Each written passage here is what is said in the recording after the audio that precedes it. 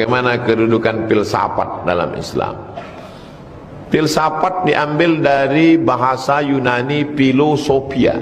Filosofia terjemahan Arabnya artinya muhibbul hikmah, orang yang suka pada ilmu pengetahuan.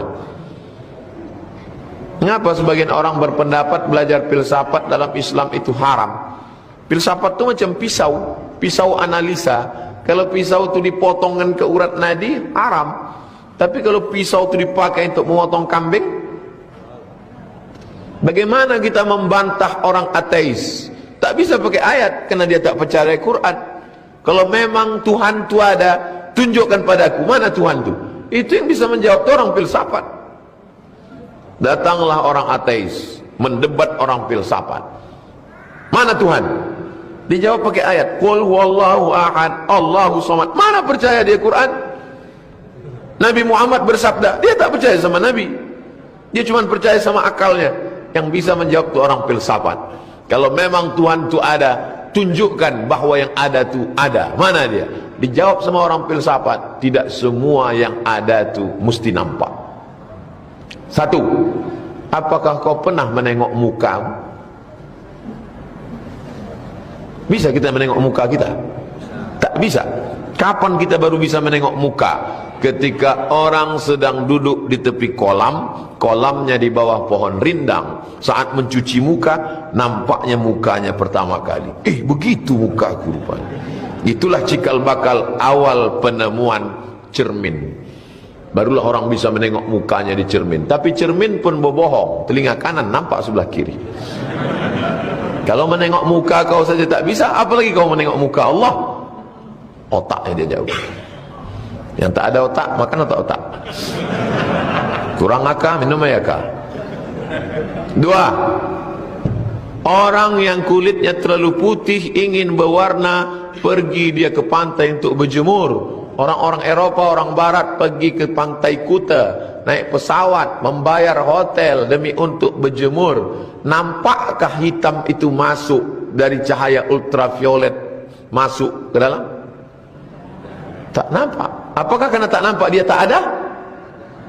Ada. Kita mau dua, tiga, mau masuk ke pesawat, koper, masuklah koper. Ustaz, tolong kopernya masuk dulu ke sini, berjalan koper dalam. Lalu kemudian petugas absek buka. Kenapa? Nampak saya ada macam bom di dalam. Jamaah umroh mau berangkat, dibuka berbungkus plastik, rupanya sambal belacan. Bukalah kaca itu, ada nampak cahaya X-ray, ada.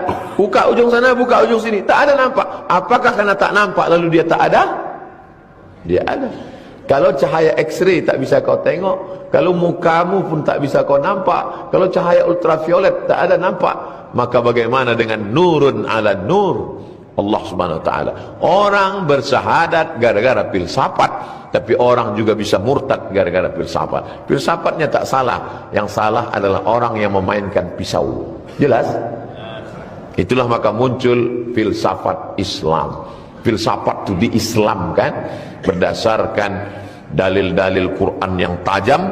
Akhirnya banyak orang bersyahadat masuk Islam gara-gara filsafat. Tapi kalau filsafat tidak dikendalikan oleh ulama, maka dia menjadi liar. Maka Imam Al-Ghazali menulis kitab judulnya Tahafud Al-Falasifah, kehancuran keruntuhan filsafat. Jadi Imam Al-Ghazali itu seorang filosof ilmu kalam. Tidak bisa orang mengenal Allah SWT kalau tidak dikombinasikan antara akal dengan wahyu. Wahyu dari Allah, akal pun juga dari Allah. Maka disusunlah sebuah ilmu khusus untuk mengenal Allah, disebut dengan sifat 20, wujud, tidam, baqa, mukhalafatul lil hawadisi, qiyamu binafsi, wadaniyah, qudrat, irat, ilmun, hayat, sama, basar, kalam. Jadi kita di Pekanbaru ini sudah dikhususkan khusus. Ustaz-ustaz dari YTWU, ada yang spesialis dibilang akidah, hebat filsafat Islamnya, maka mengaji. Jangan cuma tablik akbar, ngaji fikih mazhab Syafi'i, akidah Imam Abdul Hasan Asy'ari, tasawuf Imam Junaid Al-Baghdadi, hadis, kitab-kitab kutub sittah, tafsir.